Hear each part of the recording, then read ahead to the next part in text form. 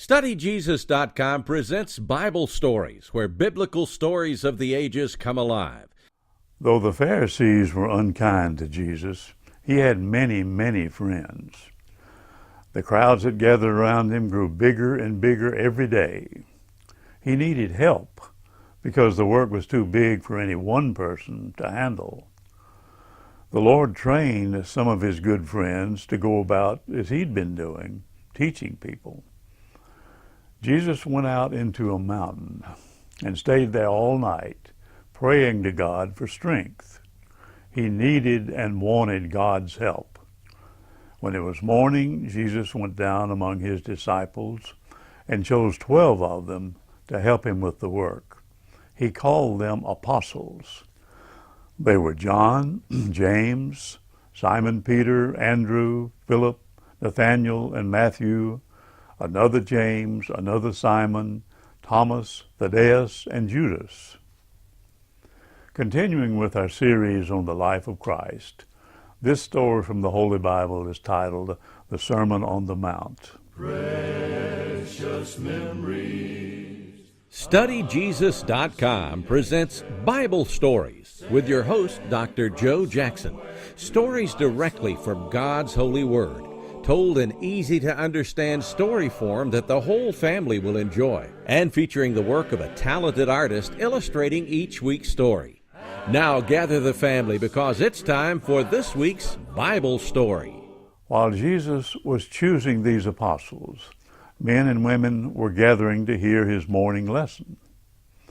It was hard to talk to so many people when they were pressing so close to him, so the Lord went a little way up the side of the mountain, where he could be just a little higher than the people were, and there he could be seen and heard by everyone. The apostles stayed very near Jesus, anxious to hear every word he said, because they would soon be going out to teach the same lessons. So they wanted to listen closely to everything the Lord was going to teach the people. In clear tones, Jesus taught the apostles and the crowd the most wonderful lesson the world has ever heard. It's called the Sermon on the Mount. Ever since Jesus taught this lesson, everyone who loves him loves to read it over and over again. First, Jesus gave them the rules for being happy. These are called the Beatitudes. Every rule of the Beatitudes begins with the word blessed or blessed, which means happy. Blessed are the poor in spirit, for theirs is the kingdom of heaven. What does it mean to be poor in spirit? Well, when we're poor in spirit, we're gentle, we're willing to be controlled, we're not quickly or easily angry with other people, we're always trying to be better. Blessed are they that mourn, for they shall be comforted. To mourn is to be in sorrow because of some loss or some trouble. It doesn't seem as if being in trouble could make us happy, does it? Yet it does, because our heart becomes tender and we feel very close to God. If we never had any trouble in our lives, then we would never know how to feel sorry for others. If we never had any trouble in our lives, then we would grow selfish and hard-hearted. Blessed are the meek, for they shall inherit the earth. Those who are meek are patient when things don't go just right. Those who are meek think more about the needs of other people than they do of their own. And they don't try to get the best of places and the most attention for themselves. Blessed are they which do hunger and thirst after righteousness, for they shall be filled. Were you ever so hungry that it seemed as if you couldn't wait another minute for something to eat? And were you ever thirsty? Jesus said that if you want to be happy, then you must long to be good, just as you long for food when you're hungry, or for water when you're thirsty. Jesus said if you do that, then you will not want to do wrong. Blessed are the merciful, for they shall obtain mercy. To be merciful is to be kind to other people and every living thing. It's those who love everybody who are loved by everybody. If you do little deeds of kindness whenever you have a chance, then you can expect to be treated kindly yourself. Blessed are the pure in heart, for they shall see God. Only by driving out the bad thoughts that come to us and filling our minds with good, sweet thoughts can we keep our hearts pure. If we don't think wrong, we will not do wrong.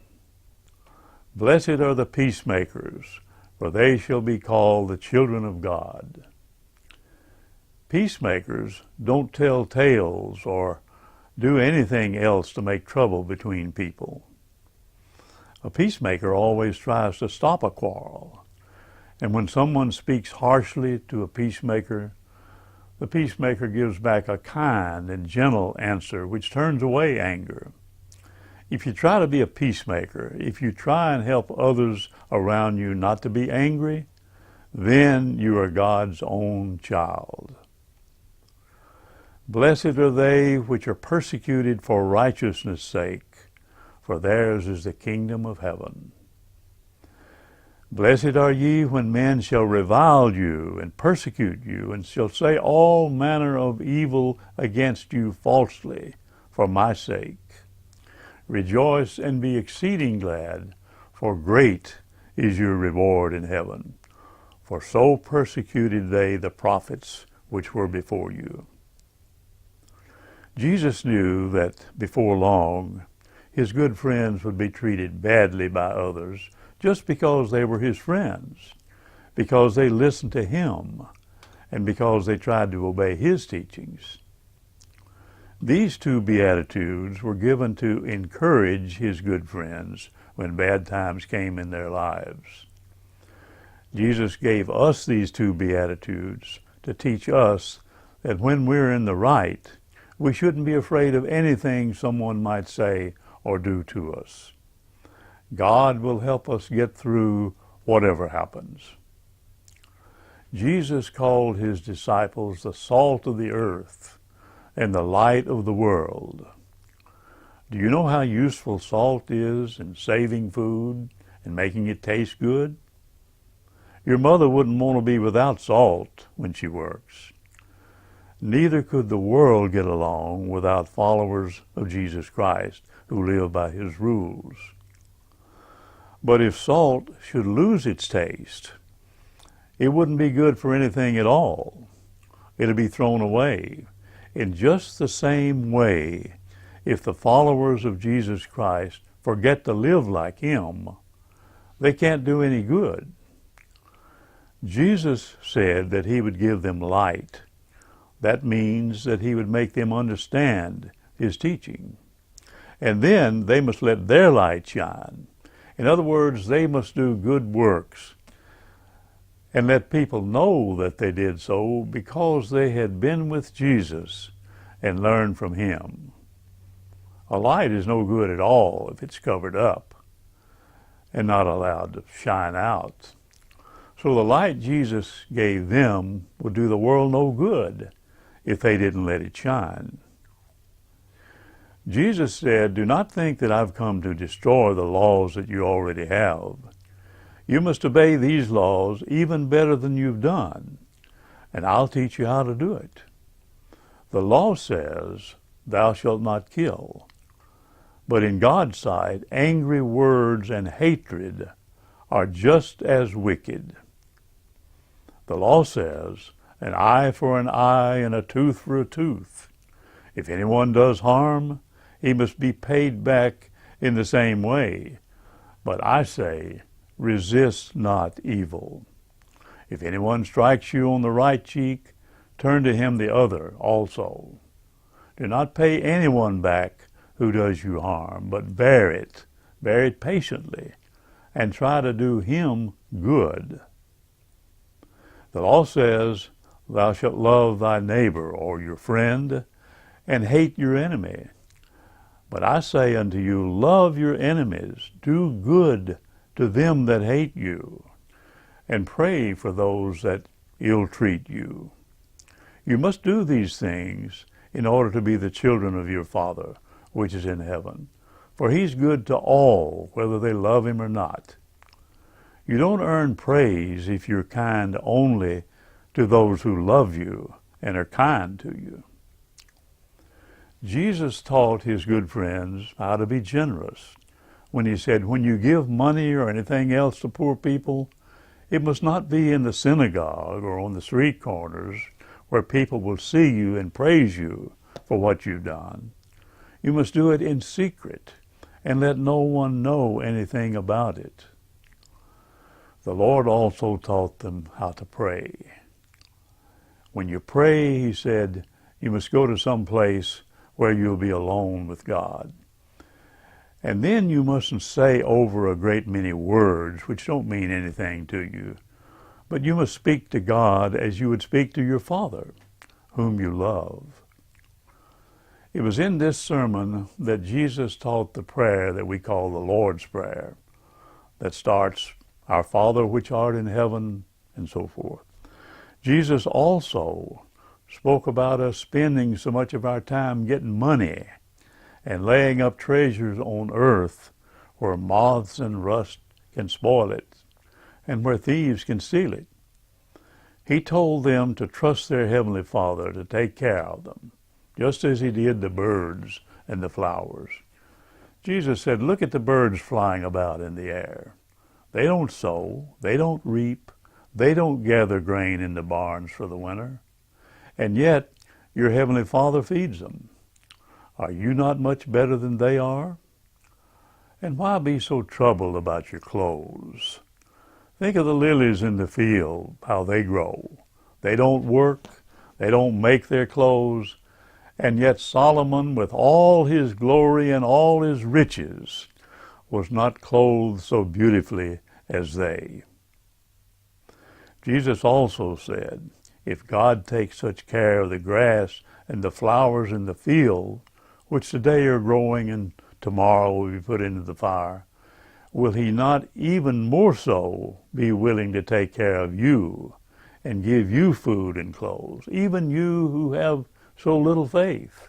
So do not be anxious about your food and your clothes, for only those who do not know our Father need be so anxious about these things.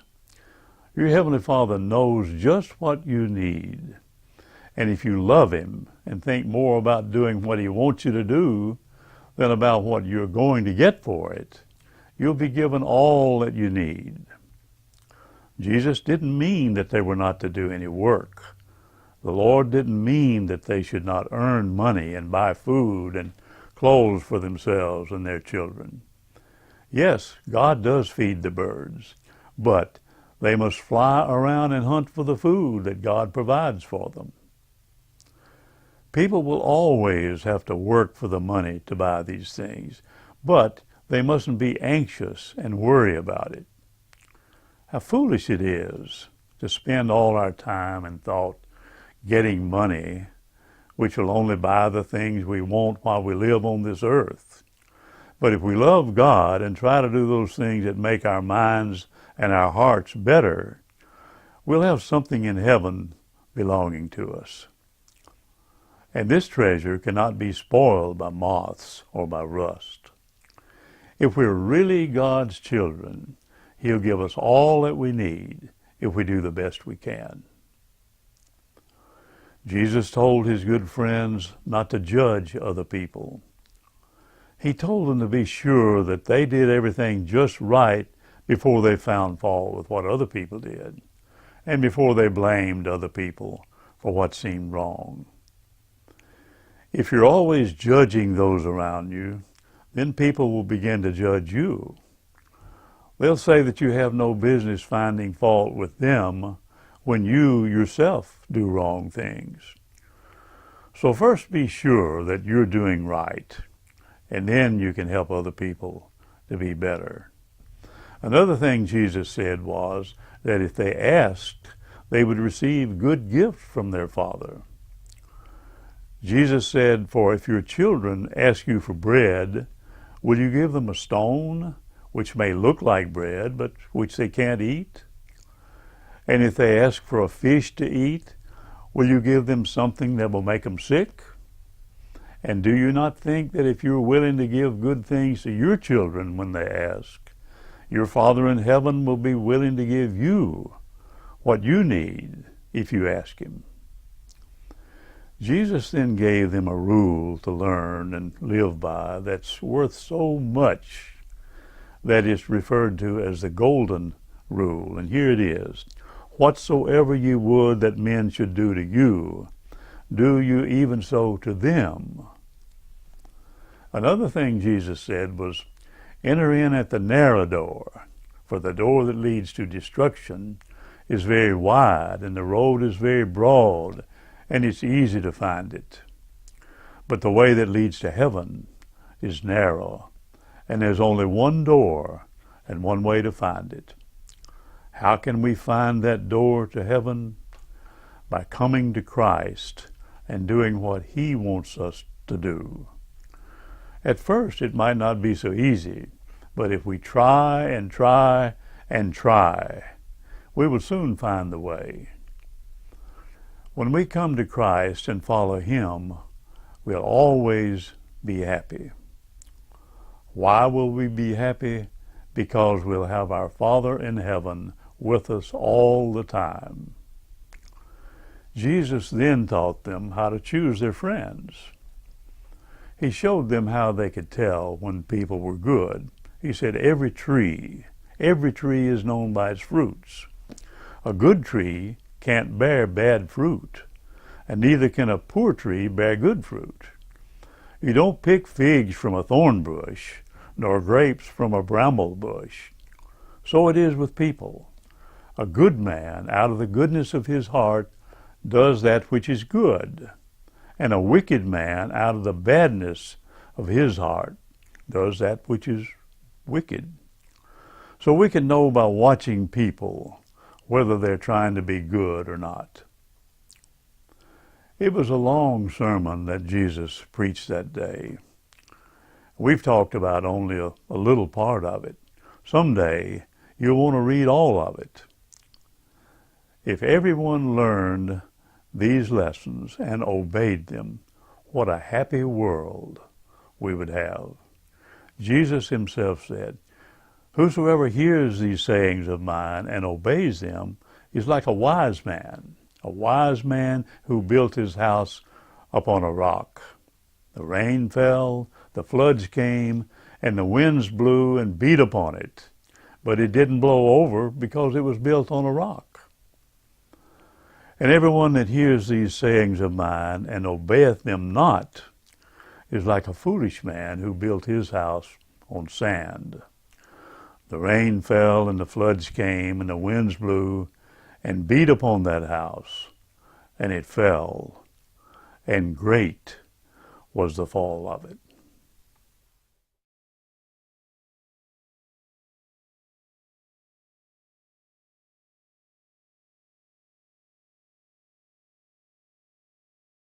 Precious memories, unseen angels, sent from somewhere to my soul.